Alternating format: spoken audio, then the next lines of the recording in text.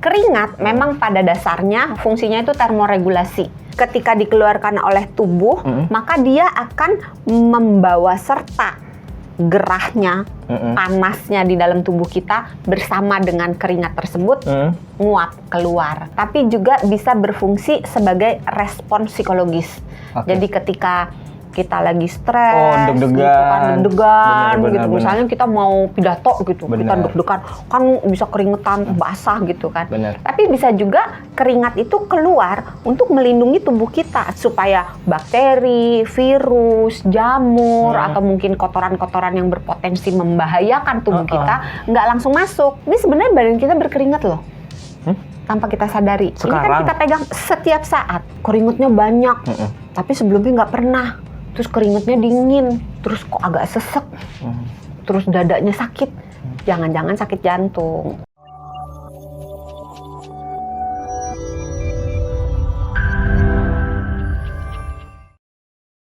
Ketemu lagi sama Sony Wicaksono di Kamu Sehat, konten kesehatan yang paling Anda tunggu-tunggu, dan juga sama Dokter Santi juga pastinya. Dokter Santi mulu nih. Bosen ganti Capek bikin keringetan. Asik. Masuk. Panas. Gerah ya. Emang keringetan itu antara dua ya, antara kepanasan atau enggak abis olahraga? Banyak sih. Banyak sih ya. Dia pede banget cuma 2, ternyata banyak. Tapi kalau olahraga nih terus keringetan, itu kan pertanda, gue sehat nih, berarti olahraganya bener nih. Kan nggak ada orang yang anggapnya gitu kan, sampai keringetan olahraga. Tapi ada juga keringetan yang karena kepanasan. Tapi kalau berenang itu keringetan nggak ya? Iya bener. Enggak kan, udah kebiasa sama air. Enggak. Jadi keringetannya nggak akan kelihatan. Coba yang hobi berenang gitu komen, apakah ketika kita berenang kita keringetan? Iya. Enggak kan, udah ada airnya, jadi kebilas langsung. Terus kenapa ikan itu harus diasinin? Kan dia udah berenang melulu. Ikan kenapa diasinin? Karena biar Benyamin nyanyi. Ikan teri diasinin, asik. Nggak berani nyanyi, takut pecah. Keringatan itu sebenarnya tanda tubuh sehat atau cuma karena badan tuh rasa kepanasan aja sih? Sebenarnya kalau ditanya seperti itu bisa semuanya, karena keringat memang pada dasarnya fungsinya itu termoregulasi. Termoregulasi. Apa tuh? Bukan termometer. Termoregulasi, termo suhu termo regulasi. Itu yang buat nyimpen air panas. Termos. Termoregulasi itu pengaturan suhu. Gitu. AC lah ya. Ya. Pinter gue. Pinter. Jadi keringat ketika dikeluarkan oleh tubuh, maka dia akan membawa serta gerahnya, panasnya di dalam tubuh kita bersama dengan keringat tersebut nguap keluar. Gitu. Nah, selain sebagai pendingin termoregulasi, tapi juga bisa berfungsi sebagai respon psikologis.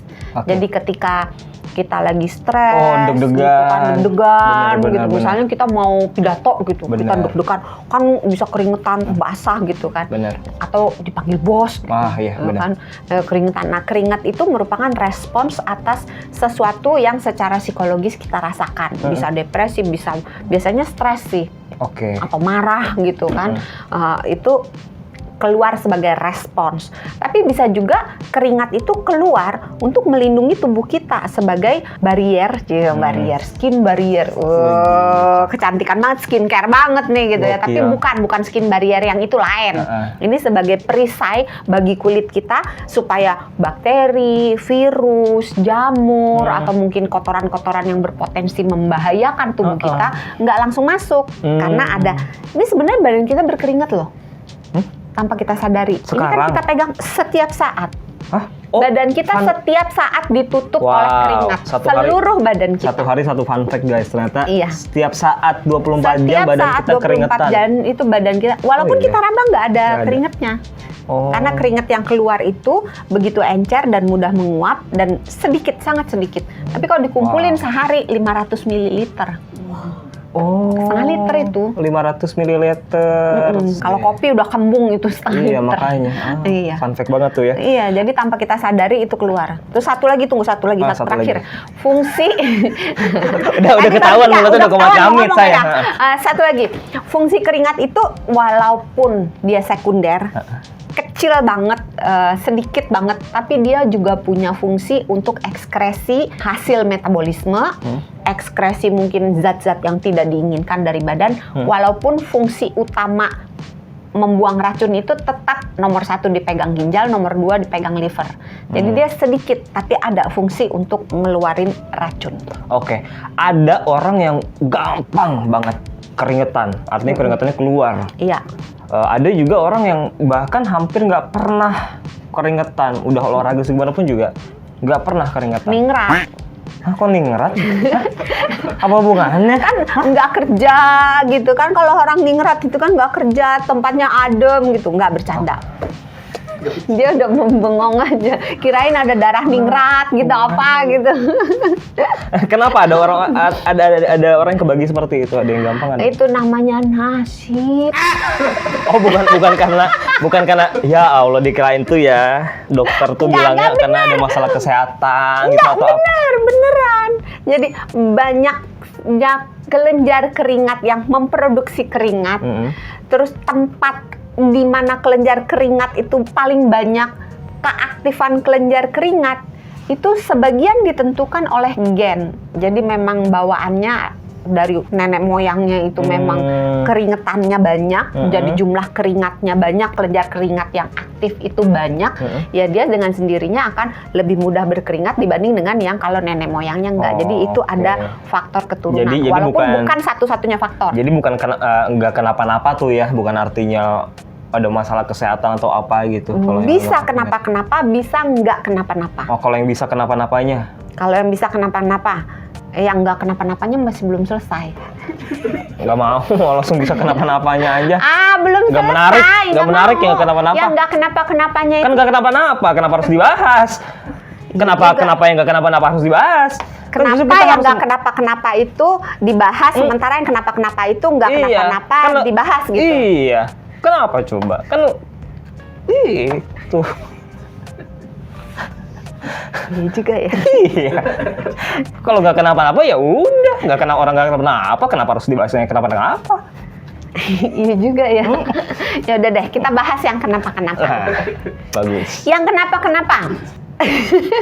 Tergantung ada gejala lain atau tidak. Misalnya keringetnya banyak, tapi sebelumnya nggak pernah. Terus keringetnya dingin. Terus satu badan keringet dingin gitu. Terus kok agak sesek. Terus dadanya sakit. Jangan-jangan sakit jantung. Terus keringetnya banyak. Kebanyakan malam. Kalau ketemu rentenir, berarti banyak orang. Nggak, tapi ini beneran. Maksudnya bukan rentenirnya. Ketika keluar keringatnya itu banyak dan sering ketika terjadi sesuatu serangan psikologis gitu. Mungkin kesehatan mentalnya perlu diperkuat. Misalnya, atau keringatnya banyak, seringnya di malam hari. Orang-orang nggak keringetan, dia keringetan sendiri. Berat badannya makin turun. Taunya? Kok sering sesak, timbang dong. Timbang? Iya, kok sering sesek gitu kan. Kok sering batuk, terus batuknya berdarah. Jangan-jangan ada TB paru. Oke. Terus misalnya keringetannya banyak, terus berat badannya turun nggak jelas gitu. Terus ada gejala-gejala yang lainnya, misalnya buang airnya berdarah, atau mungkin apapun tergantung dia berada di lokasinya apa gitu ya. Bisa jadi kanker. Bisa jadi kanker. Aduh. Serem kan?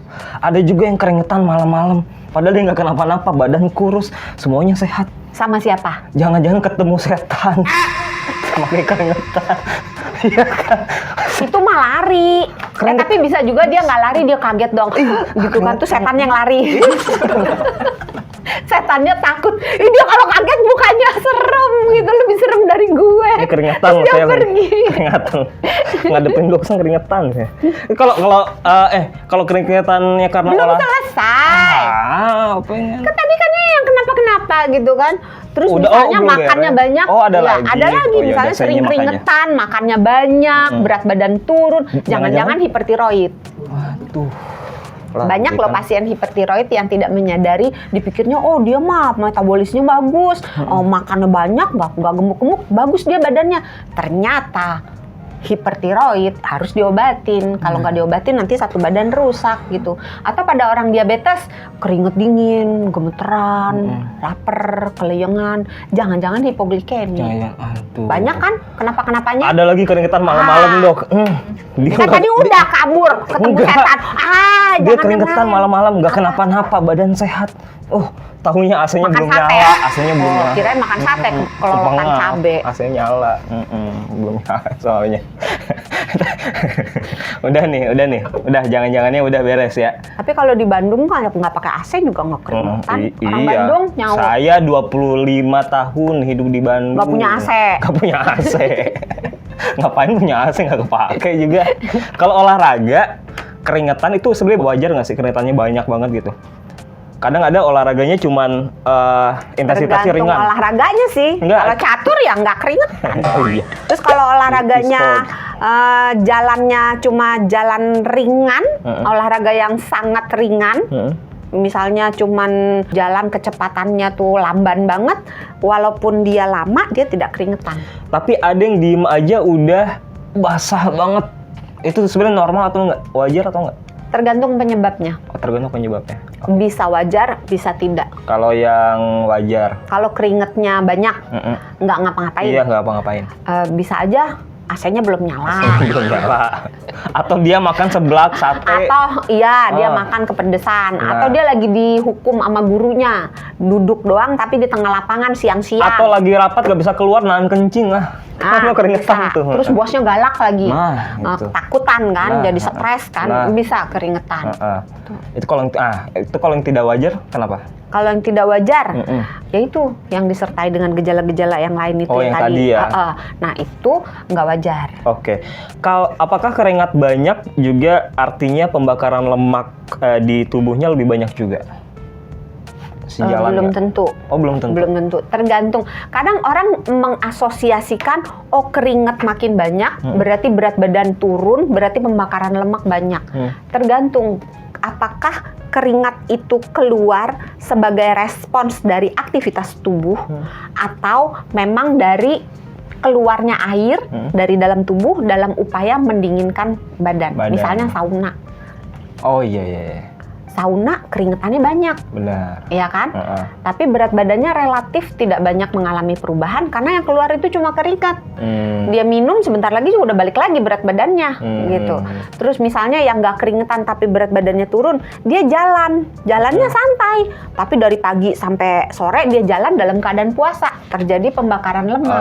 Berarti bisa pembakaran lemak tanpa keringat, bisa juga tidak terjadi pembakaran lemak ketika dia berkeringat banyak. Tergantung keringatnya apa. Misalnya dia makan nasi padang misalnya, lauknya banyak, semuanya pedas gitu. Terus tempat padang kan nggak semuanya nasi padang itu ber-AC kan. Kalau tempatnya nggak ber-AC kan gerah juga. Benar. Keringetan juga. Tapi yang ada berat badannya nambah, lemaknya nambah. Benar. Apalagi kalau makan nasi padang abis itu ketemu sama bos. Waduh, udah mah gugup, grogi, makin keringetan jangan lagi. gugup grogi. Pak, sekalian Pak makan yuk gitu. Diajak makan. Habis itu kan dibayarin. Ini kalau ngomongin nggak jadi grogi, nggak jadi grogi, malah alhamdulillah jatah makan siang hari ini. Tapi kepikiran gitu kan. deh Dok, kenapa kalau gugup atau kalau lagi grogi, cemas itu suka keringetan dengan cara? Keringat diturunkan dengan cara pakai antiperspiran. Jadi jangan pakai deodoran. Oh beda ya? Beda. Tapi ada juga yang satu paket tuh deodoran dan antiperspiran. Pokoknya yang ada yang bermanfaat itu antiperspiran. Antiperspiran itu untuk mengurangi pembentukan keringat. Deodoran itu berguna untuk menutupi bau. Jadi kayak parfum.